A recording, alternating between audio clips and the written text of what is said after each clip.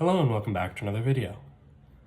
In this problem, we're told that the graph of g is given, and we're asked to state the value of g of 2.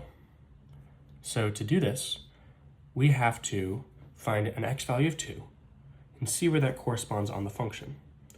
So we go here, we go up, and we see that it's this point right here.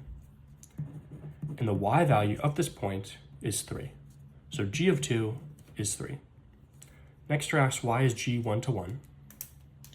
G is 1 to 1 because if we do the horizontal line test, represented by this pen, and we pass it up and down through the function, we can see that no matter where we put the line, it intersects with the function at most once. Sometimes it's once, sometimes it's not at all, but there's no point where it's twice or more.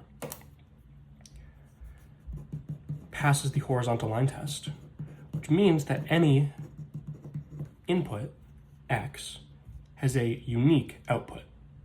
No two x's have the same output.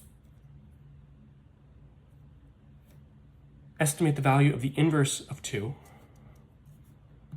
G inverse of 2 is the x value for which the function's y value is equal to 2. If g inverse of 2 equals something, then g of that something equals 2. G of g equals 2 right here, which is just a little bit ahead of 0, very far from 1, so in between 0 and 1, so it's an estimate, but it's very close. So we can say 0.2.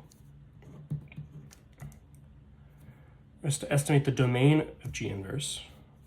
The domain of G inverse is the range of G. The range of G is all the y values that G passes through. Going from bottom to top, its lowest y value is -1. And it goes all the way up to here at around 3.5. Sorry, close brackets because it's inclusive. And we're asked to sketch the graph of G inverse. We can do that by reflecting it over this line, which is y equals x.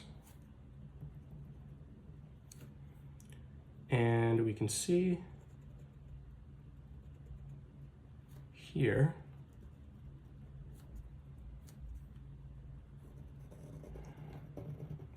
that by reflecting it perfectly over this line, we can get the graph. So this is A, B, C, D, and E.